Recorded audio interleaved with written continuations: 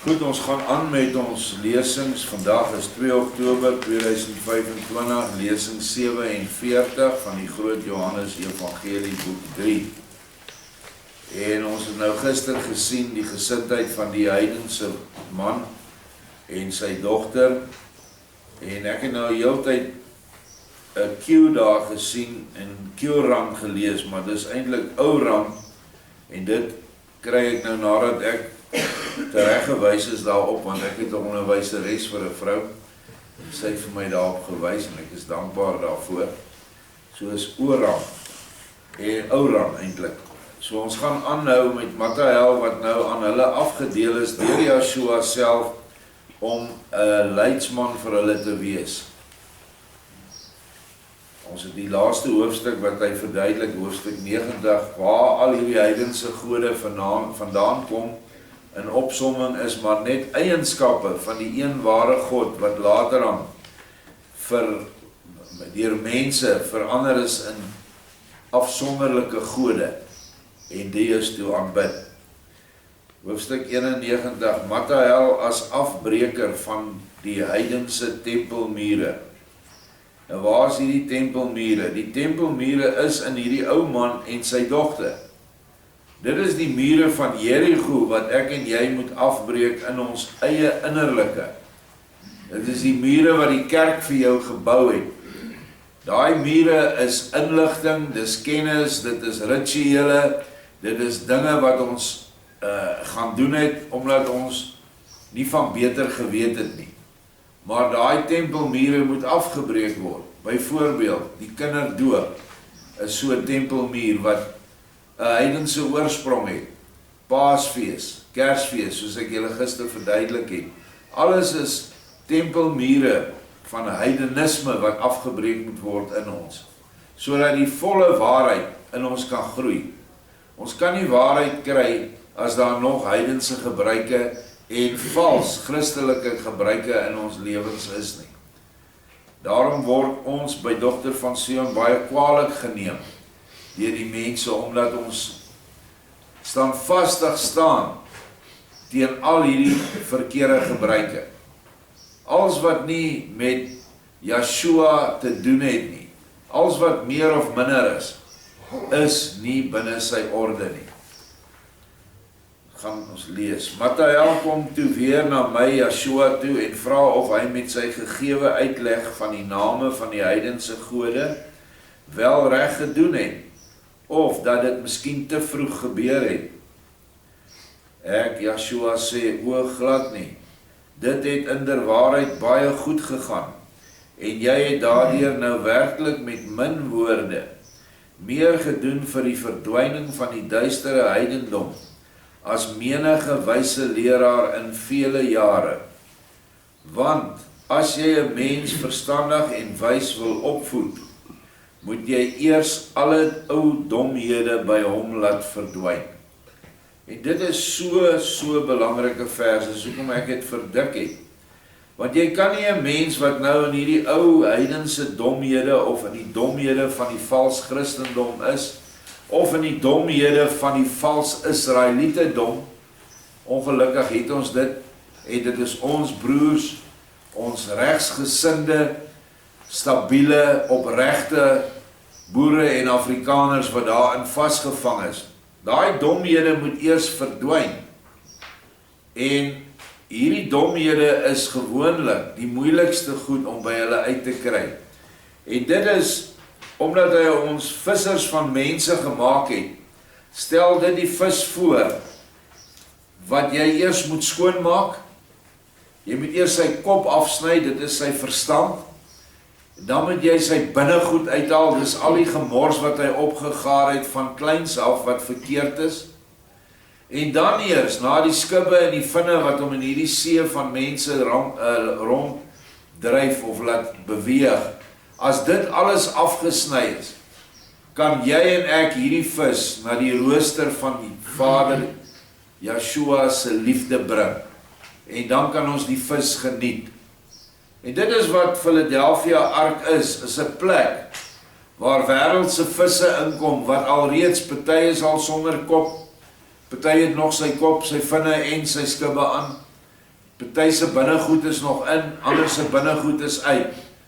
Vader se noodlot daar buite veroorsaak dat jy baie van hierdie goed verloor. Jy dink miskien dit is 'n groot verlies. Jy het jou huis verloor, jy het jou werk verloor, jy het jou aansien verloor. Jy was dalk 'n paar weke of maande op die straat. Maar dit alles het ten doel om die goed wat verkeerd is van hierdie Babyloniese wêreldstelsel, om dit af te breek in jou en dit uit te kry.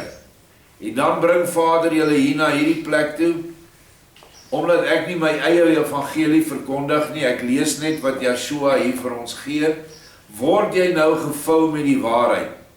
En Joshua vergelyk die waarheid met sout, wat jy oor die vis strooi, en olie en suurlemoensap, noem hy die wedergeboorte, wat dan in jou plaasvind, alles innerlik. Wanneer jy in die liefde van Joshua se vuur staan, en sy liefde uitstraal na jou medemens toe. Eers absorbeer jy daai vuur, die warmte, die lig, en dan stuur jy dit uit. So eenvoudig is dit wat ons moet wees. Elkeen van ons wat Joshua se woord verkondig. As die mens daardeur 'n weliswaar nou nog leë, maar skoonhouer geword het, is dit nie moeilik om so 'n goeie bruikbare houer te vul met allerlei wysheid uit die hemele nie. En dit sal ook met hierdie twee gebeur. Ek het nou onlangs die ervaring gehad om met 'n man te praat, weliswaar oor die foon, maar die houer is so vol drek en godsdienstige drek, wat hy nie van kan losraak nie. Elke keer as jy met hom praat, dan val hy terug, en hy sê, hy is bang vir die gees. Hy gaan net by die absolute letter van die wet bly, dan is hy veilig. Want, as jy in gees is, kyk net hoe die kerke in die gees praat, en hoe ver verdwaal hulle is. Maar as hulle verkeerd is, wat kon hulle meer doen as om 'n vals gees wat sy ontstaan het uit die waarheid wat verdraai is, aan te hang? So iewers moet die ware gees nog steeds daar wees vir ons om te vind. En die ware gees is baie maklik om te vind, en dis in die liefde. En dit is die vrugte van die boom wat jy kan oordeel. Maar met hierdie man kon ek nie praat nie. Ek kon glad nie praat nie. En dit is die mense wat ons as gemeente oordeel. Ja, hulle praat net liefde, liefde, liefde. Mense raak siek vir hulle van al hulle liefdesprake. Terwyl Joshua, ons het dit oor en oor en oor al geleer, daar geen ander oordeel op jou gaan wees, naamlik die liefde nie. Het jy dit gedoen of het jy dit nie gedoen nie? Het jy dit tot uitvoering gebring of het jy nie? As jy sê jy het Vader lief, los al jou gewoontes en jou verslawings. As jy sê jy het jou naaste lief, doen iets aan sy lot. Dit is al waarop hy ons oordeel. Nie hoeveel wysheid jy het en of jy hierdie papiertjies alles kan resiteer of onthou nie. Dit is die doen van sy gebooie. Dis gees en waarheid. Dis nie iets anders nie, daar's nie 'n spook nie, of soos die Engelse praat van the Holy Ghost nie.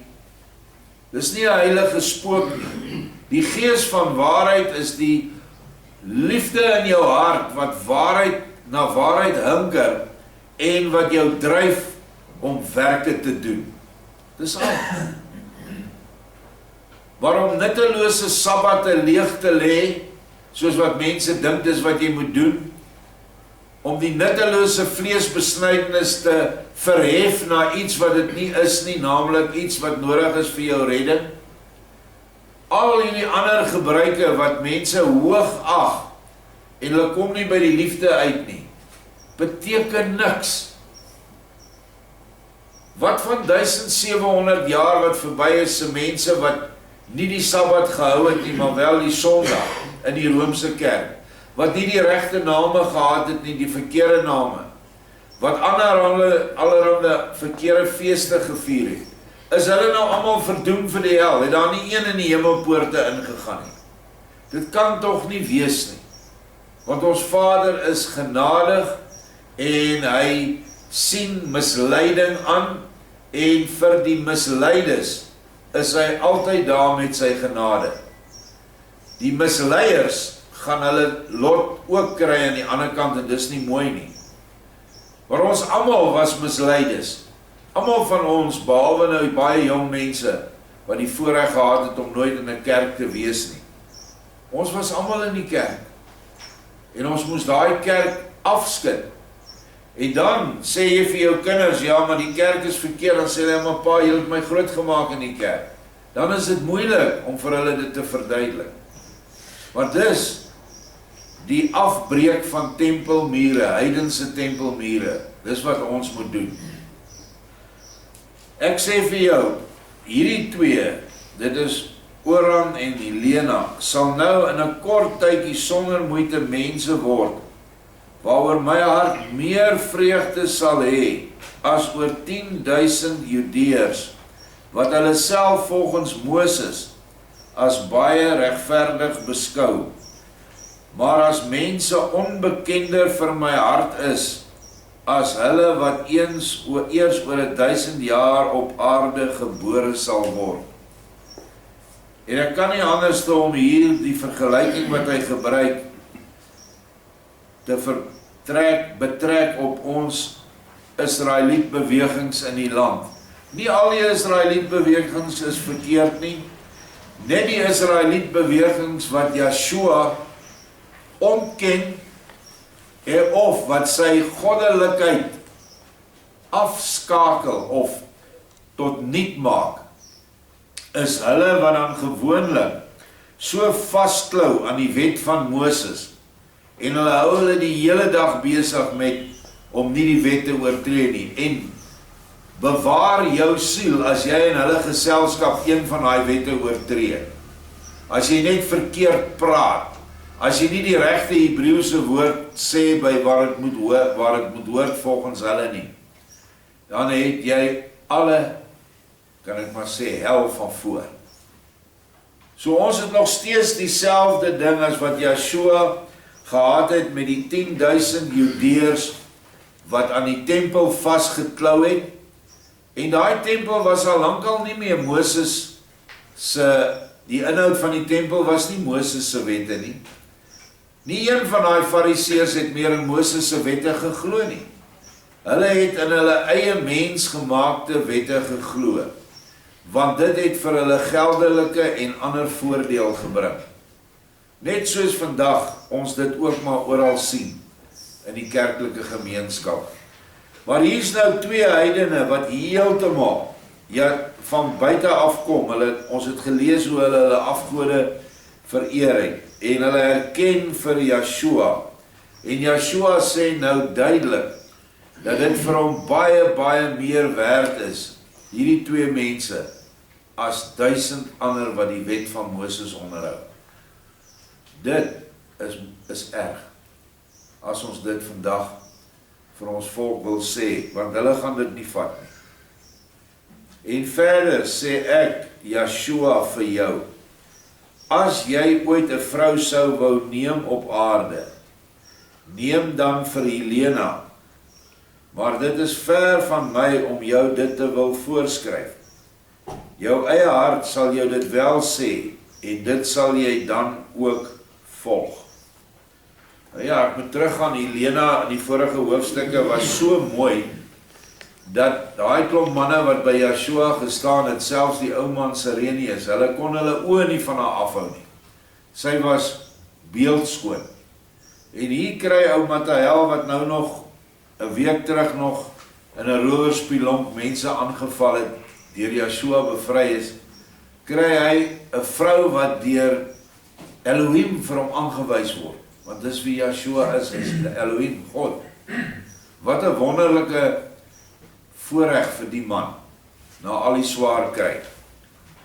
Maar Yeshua sê, jou hart moet dit vir jou sê, maar gaan nou weer daarheen en wees vriendelik, Die ouwe wat oorigins baie kennis besit, sal, soos ook sy werklik verbasingwekkende mooie dogter, nog baie uitleg van jou wil hê, oor die name van die oudheid. Jy is nou 'n eerste van die wyses, en dit sal nie vir jou moeilik wees, om albei 'n oortuigende antwoord op elke vraag te gee nie. Hoekom nie? Want Yeshua is in sy hart, en gee vir hom die antwoorde.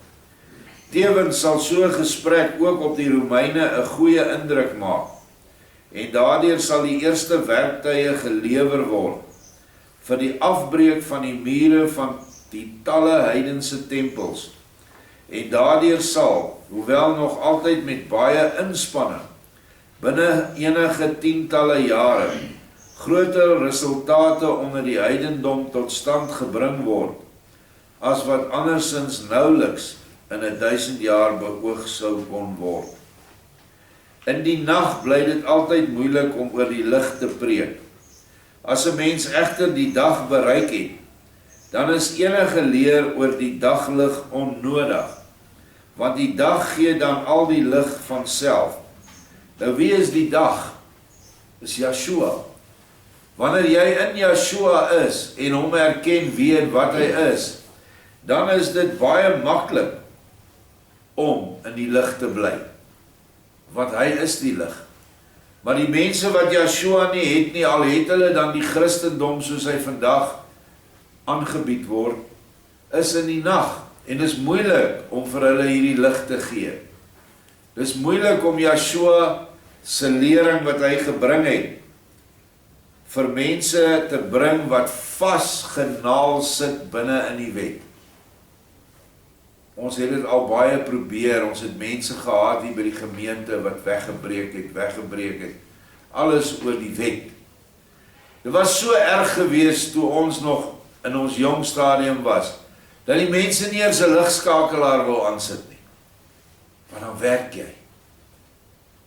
Niemand mag 'n vuur gemaak het nie. Maar ons het elektrisiteit, dit kan ons maar aansit. Te hel met die vuur daar in een van die kragsentrales daar in Oos-Transvaal. Daar brand net so 'n groot vuur, om hierdie krag wat nou aan is te laat brand. Die arme ou wat die oorkant wat ons gebly het, hy het nie eens krag gehad nie, so hy moet nou op 'n Sabbat, moet hy koue kos eet. Maar ons eet lekker warm kos, en ons maak koffie, want daar's nie vuur nie. Sulke banaliteite was goed waardeur ons gekom het, en waardeur ek julle nie meer graag wil laat gaan nie. Julle het nou die lig, die dag is hier, elke ene in hierdie vertrek het die dag, dit is Yeshua. Bly by hom, bly by die 4 evangelies as jy dan niks meer wil lees nie. Lees dit, lees die briewe van die apostels, en leef daarvolgens. Dit is die nuwe verbond. En dit is die verbond wat as jy dit gehoorsaam, jy vrylik na die hemelse sfere sal gaan.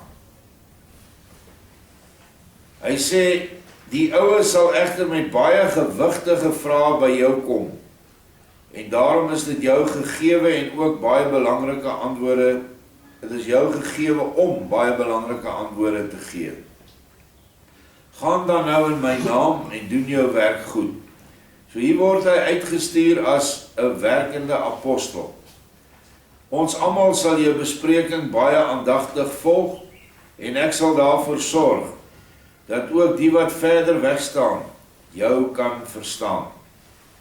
Ek sal die skynson nou nog 'n paar uur laat skyn, waardeur baie mense uit die stad na buite sal trek, ten dele uit verwondering en deels uit angs oor so 'n dag wat maar net nie wil eindig nie. Maar binne die tydsbestek sal jy met hierdie 2 baie bereik het. Nadat ek die skynson gedoof het, sal ons almal hierbo 'n goeie aandete geniet, waarby dan nog baie behandel en bespreek sal word. Nou weet jy vir hierdie oomblik alles wat daar gedoen moet word, die volgende sal later aan die orde kom. Matthäus bedank my vir hierdie opdrag en in sy hart ook vir die voorstel betreffende die mooie Helena, wat reeds by die eerste aanblik sy hart geroer het, sodat hy heimlik by homself gedink het, by alle hemele, so skoonheid is nog nie vroeër in heel Israel gesien nie. Maar ook al die Romeine, selfs Sirenius nie uitgesonder nie, het baie aandag aan die mooie Griekse skoonheid bestee, en het kos hulle behoorlik moeite om na iets anders te kyk, as na die mooie Helena, wie se liggaam lyk of dit gevorm is uit suiwer eteriese lig, en daardeur sou nou na Haas meer aantrekkingskrag besit as die hele wonderbare skynson. Mattheel gebruik dan hier ook al sy selfbeheersing, maar wat hy heel heimlik voel, merk niemand behalwe ek Yeshua nie. In sy hart is hy ook al klaar verlief. Volgende hoofstuk is ook mooi waarheid wat hier uitkom, die skoonheid van die kinders van Elohim, hoofstuk 92. Onthou, Yeshua sal nie hierdie vrou se skoonheid so beskryf, as dit nie van binne afgekom het nie. Onthou, sy het hierdie verskriklike liefde in haar voel opkom vir Yeshua. Sy was bang omdat sy gedink het, hy is 'n God, en hulle is geleer, jy moet nie 'n God lief hê nie, dis teen die heidense wette. Maar daai liefde vir Yeshua skyn nou deur haar hele wese, en alhoewel sy 'n mooi vrou is, of was, het sy net al hoe mooier geword, vanweë die liefdeslig wat deur haar geskyn het na buite. En vandag kan jy dit sien. Jy kan vrouens sien wat miskien nie die heel aantreklikste is volgens wêreldse norme en die modeboeke nie. Maar daar skyn so lig uit daai vrou uit, dat sy pragtig is. Ek het dit al heel wat kere gesien. En dit is die innerlike lig, die liefde vir Yeshua, wat daai mens dan so mooi maak. Ook nie net 'n mooi gestalte nie, maar 'n mooi geaardheid, 'n vriendelike geaardheid. Lag baie, praat van wie lewend lag, nie skaterlag soos wat mans dit wil doen nie, dit is ook nie reg nie. Maar so 'n mens kan jy regtig sien dat die lig van Vader daar uitskyn. Al is die persoon oud, maak nie saak nie. Ons gaan verder. Die skoonheid van die kinders van Elohim. Mattheel gaan daarom ernstig na Oram en die mooie Helena, en vra hulle of hulle nou al goed nagedink het oor wat hy vir hulle gesê het. Helena sê daarop met 'n baie vriendelike gesig, maar hoor nou eers hier, mense sê dat ook ek 'n mooi meisie is. Mense noem my immers al dikwels 'n tweede Venus. Vind u dan dat hierdie naam vir my ook die betekenis het waarvan u gepraat het? Sê dit vir my, beste wyse vriend. Nou ja, ons het nou geleer gister dat Venus beteken eintlik iets te doen met domheid, sy baar domhede. Hierdie vraag bring ons Mattheel eers ietwat in die verleentheid, omdat hy dadelik aanvoel dat Helena effens beledig was. Maar hy hou homself vinnig manlik en sê, liewe suster in Elohim, wat ek julle vertel het, geld slegs vir die kinders van die wêreld. Die egte kinders van Elohim het altyd 'n wyse hart, ook al is hulle uiterlik hoe mooi. By hulle is die uiterlike skoonheid slegs die uithangbord van hulle innerlike geestelike skoonheid. Maar by die kinders van die wêreld is dit 'n bedrieglike wit laag oor die grafte, wat as dit gekalk word, mooi en uitnodigend lyk, maar wat van binne gevul is met verrotting en afskuwelike stank. Dit is wat so 'n mooi wêreldse vrou eintlik is. Al die goed wat ons vandag so sien, wat hulle self hulle uithangborde uitgooi op die internet en allerhande ander platforms, hulle is almal gewitte grafte, veral die goed wat uit Hollywood uitkom. As jy hulle innerlike kon sien, sal jy geskrik het, of sal jy skrik, hoe boos van hierdie mooi vrouens is. Hulle is eintlik maskererende duivels, wat so 'n wit gekalkte aansig het. Maar jy soek Elohim, daarom is jy ook 'n kind van Elohim. Die kinders van die wêreld soek slegs die wêreld, en is daarom ook kinders van die wêreld. Hulle vermy die goddelike, en soek slegs die eer en die aansien van die wêreld. Byvoorbeeld kameras en eerbetoon as aktrises en vermaaklikheidskunstenaars, jy kry hulle daar. Maar in ons eie geleedere kry jy ook maar mense wat daai eer soek. As hulle die wêreld groot, heerlik en mooi noem, dan is dit hulle hele geluksaligheid. As 'n mens egter met hulle oor goddelike dinge begin praat, weet hulle niks.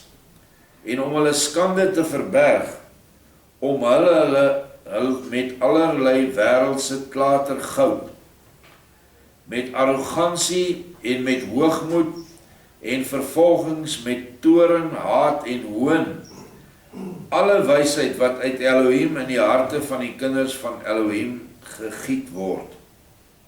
En dit sien 'n mens oral. Daarom is daar 'n groot onderskeid tussen die skoonheid van die kinders van Elohim en die kinders van die wêreld. Die eerste is soos gesê 'n uithangbord van die innerlike skoonheid van die siel, en die tweede, die wêreldse, is 'n bedekking van die graf, en dit stel die skoonheid van Venus voor, maar nie joune nie, want jy soek Elohim en het hom ook reeds gevind. Daarom hoef jy my vroegere verklaring oor Venus ook sekerlik nie op jou van toepassing te maak nie. Het jy my nou goed verstaan? Helena sê, o ja, maar dat ek 'n kind van Elohim sou wees, lyk vir my gewis 'n baie gewaagde veronderstelling. Ons is almal wel skepsels van een en dieselfde Elohim God, maar van die beslis eindelose verhewenheid van die ware kinders van Elohim kan by ons tog geen sprake wees nie, aangesien ons as growwe en trae materie mense tog sigbaar behep is met allerlei swakhede en die ontelbare daaruit voortkomende gebreke. Daarmee het u, beste en oorigsins baie wyse vriend, tog wel 'n bietjie te veel gesê. En baie keer dink ons dit ook.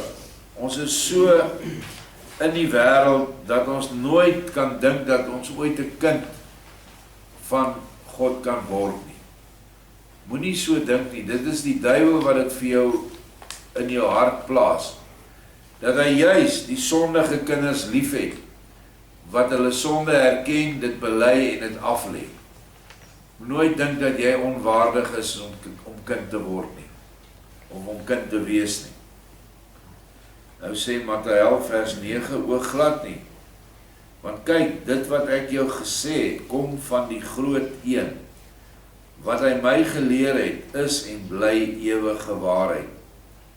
Kyk, gestel dat jy 'n duif het, wat wel kan vlieg, maar waarvan jy, sodat dit nie altyd van jou af sal wegvlieg nie, en gesellig mag en huislik sal word, die vlerke gekortwiek het, of ons noem dit geknip het, so kan die duif dan nie meer na willekeur op en wegvlieg nie, maar moet by jou bly en dit deur jou laat mak maak.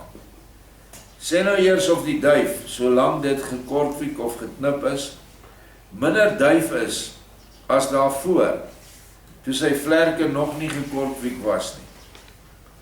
Sal die vlerkvere van die liewe duifie nie miskien in 'n kort tydjie weer aangroei nie?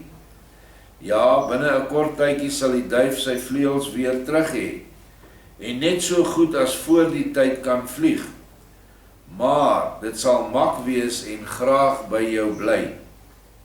En as dit so nou en dan sal uitvlieg, hoef jy dit maar net te roep, dan sal hy jou in die hoë lugruim hoor en in duikvlug na jou toe kom en hom deur jou laat liefkoos.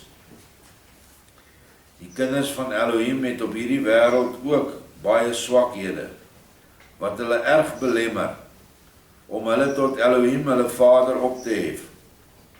Maar hierdie swakhede het die gewyde Vader, hulle gedurende die lewe in hierdie wêreld, maar net om dieselfde rede gegee, as waarom jy jou duif kortwiek. Juist deur die swakheid, moet die kinders hulle Vader herken. Hulle moet sagmoedig en nederig word, en die Vader vra vir die regte krag en sterkte. En hy sal hulle dit dan gewis gee, as dit vir hulle die regte tyd sal wees. Maar weens die swakhede, wat die kinders van Elohim ook in hulle het, is hulle nie minder sy kinders nie. Soos ook die duif tog 'n duif bly, ook alles sy vleuels vir 'n kort tydjie gekortwiek, om mak te word. Begryp jy dit nou, lieftallige Helena? So dis 'n mooi voorbeeld vir my hoe Vader met ons werk. Ons het baie swakhede, baie van dit is oorgedra van ons vorige geslagte. Baie van dit het ons opgedoen terwyl ons kinders was, opgedoen toe ons jong mense was. Swakhede wat insluit siektes en allerlei ander dinge wat jy nie kan raak sien nie. Maar dit is die dinge wat hy gebruik om jou en my, soos hy hier sê, sagmoedig en nederig te maak. Want voor al daai 7 geeste daar op die muur kan begin werk, moet jy nederig wees. Anders kan nie die geeste nie werk nie. Nederigheid is nie eers 'n gees nie. Dis 'n voorwaarde vir die gees. So almal wat jy sien wat hoogmoedig is, kan jy ook aan sy werke sien, dat daar geen liefde voortspruit nie. Jy kry dit by leraars wat so van hulle self vol is, of ander leiers wat vol is van hulle self, dan kan jy aan sy vrugte sien, dat daar niks vrugte van die gees is nie. Dit is of doringstruike, of vrugtebome sonder vrugte. So baie belangrik, dat ons onsself nie te kort ag nie. Ons kan nog steeds nederig wees en 'n kind in jou gedagtes en in jou hart wees, soos wat jy jou opstel teenoor Vader. Want dit is baie belangrik, dat jy soos 'n kind teenoor hom is. Volgende hoofstuk, 2 soorte liefde tot die meester. Hoofstuk 93, nou sê Helena, ja, dit is weliswaar nog altyd iets wat skemerig, maar die geheel word nog al meer verstaanbaar. En ek hoop dat dit vir my mettertyd nog steeds meer verstaanbaar sal word. Maar vertel ons eers, beste vriend, hoe gebeur dit nou, dat ek u groot een, nou nog steeds sterker liefhet, terwyl my hart geen pyn voel nie? Want sedert ek, deur u, verseker weet dat sulke liefde geen sonde is nie, maar slegs 'n bovenal noodsaaklike deug van elke mens teenoor Elohim, veroorsaak die nou baie sterker liefde, beslis geen pyn meer in my hart nie, en alle benoudheid op my bors is asof weggeblaas. O, sê tog vir my wat die oorsaak daarvan kan wees. Nou sê Matthäus, maar liefie, dit is tog oorduidelik. Vroeger het jy met 'n groot angs geleef, omdat jou hart liefde vir 'n God gevoel het wat, volgens julle dwaase godsdiens, as baie verwerplik voorgestel word. Maar nou het jy geleer om julle ou dwaasheid duidelik in te sien, en het aan die bron, die wil van Elohim erken. En nou sien jy dat so liefde die eerste en grootste deug van 'n mens moet wees. Dan kan jy tog maklik verstaan, waarom jou liefde geen pyn meer in jou hart veroorsaak nie, maar noodsaakliker gewys, slegs die volslae teendeel. Kan jy dit dan nie self verstaan nie? Helena sê, o ja, nou begryp ek dit wel, maar sonder hierdie uitleg sou dit nog lank nie vir my heeltemal duidelik geword het nie. Ag, nou is alles reg. Matthäus sê, wel, as alles in orde is, dan sal jy ook nie meer baie vrae hê nie. Die regte groei van die liefde in jou hart sal die res wel doen. Maar geniet dan nou ook van hierdie heerlike dag, wat die meeste deur sy eindelose liefde, wysheid en mag ons ekstra gee. Want daar sal later na ons weer duisende ydelle jare verbygaan, sonder dat die mense die glansrykheid van so 'n dag sal sien. Kyk hoe mooi trek Matthäus nou die verlenging van die dag met die skynson as saam met die gee van waarheid vir Oran en Helena. Dis presies wat nou gebeur in die gees. Yeshua se son skyn nou langer vir hulle, dat die nag nie aanbreek nie. Hy moet hulle eers heeltemal in die dag kry. En dan sal hulle sterk wees om die nag te verdra. Oran sê, dit is 'n ware woord, edele vriend. So 'n avondlike verlenging van die dag is buitengewoon wonderbaarlik en in 'n hoë mate gedenkwaardig. In die môre sou so iets minder opgeval het, omdat veral in die omgewing van Pontus mense al meermale waargeneem het dat nie selde 1, 2 of 3 sonne na mekaar voor die egte son opkom en die oggend aanmerklik daardeur vervroeg word. So 'n oggendlike verskynsel was dan ook baie interessant en merkwaardig, maar tog in die verste verte nie soos die avondlike verlenging nou van die dag deur 'n stralende son wat aan die uitspansel bly staan en wat heeltemal lyk soos die natuurlike son. Ja, so iets het na my wete nog nooit voorgekom en sal waarskynlik ook nooit weer voorkom nie. Maar die belangrikste van hierdie verskynsel is tog eintlik die sigbare sterre in die ooste. Onthou, hierdie son kan nie so ver skyn nie, dit is net 'n skynson. So in die ooste is dit donker en die son se lig reik nie die sterre nie. Terwyl hierdie in 'n sekere sin goddelike, kunsmatige son tog niks swakker skyn as die natuurlike nie.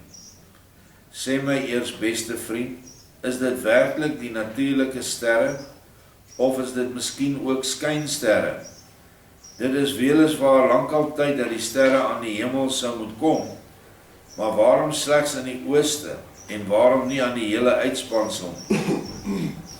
Matthäus sê vir hom, vriend, daar is eintlik vandag al 'n keer oor gepraat, maar dit sou jy nie gehoor het nie. Daarom sal ek dit vir jou so goed as wat ek kan uitlê. Dat is die einde van die hoofstuk.